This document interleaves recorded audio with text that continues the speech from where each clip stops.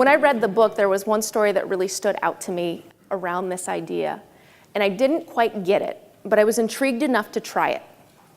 So Liz shares an experience where she's got 3 kids. She's having a hard time getting them to bed. And one of her colleagues says, Liz, here's what I want you to do. I want you to go home, and I want you to talk to your kids and your family in nothing but the form of a question.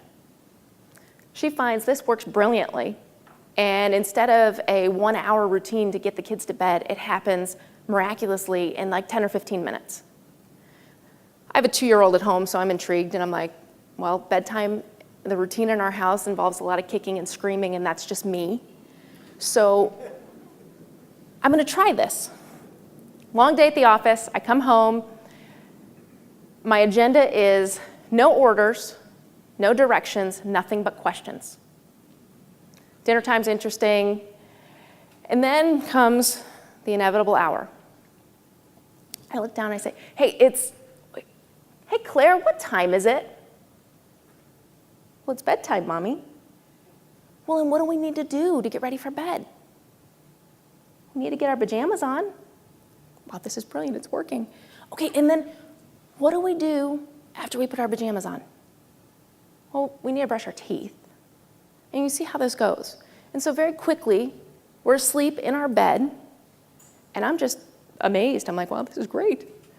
So this goes on for weeks. My husband starts doing it. We're all sleeping better. It's just an easier time. Things are great. Now, I know what you're thinking. This is a 2-year-old. Everything's working great until a couple of weeks later.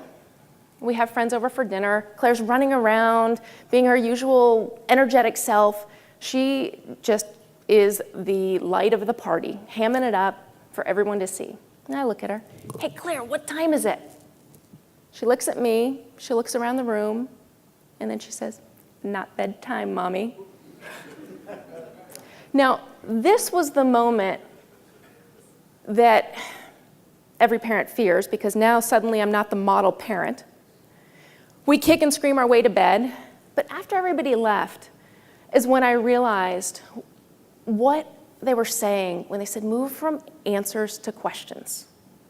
Because what I saw was my 2-year-old not responding to directions and orders, but thinking for herself. Thinking about what do I want and how do I figure out how to get it? So now I also know, I'm guessing you're thinking, okay, this is a 2-year-old, so that's great, it works at home, but how about at work? Does this really work? I was thinking that myself. So I take this in, I'm working with a team of MBAs, and their typical mode of operation was wait for Elise to tell me what I need to do, and then not do it.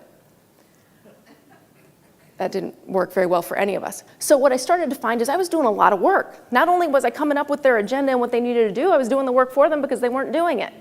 So I brought them in, and I said, okay, well, we need to have a conversation about this. And my typical approach would be, all right, here are the 7 things you haven't done, and here are the 7 things you need to do to fix those 7 things you didn't do. Again, my agenda, I walk in, nothing but questions.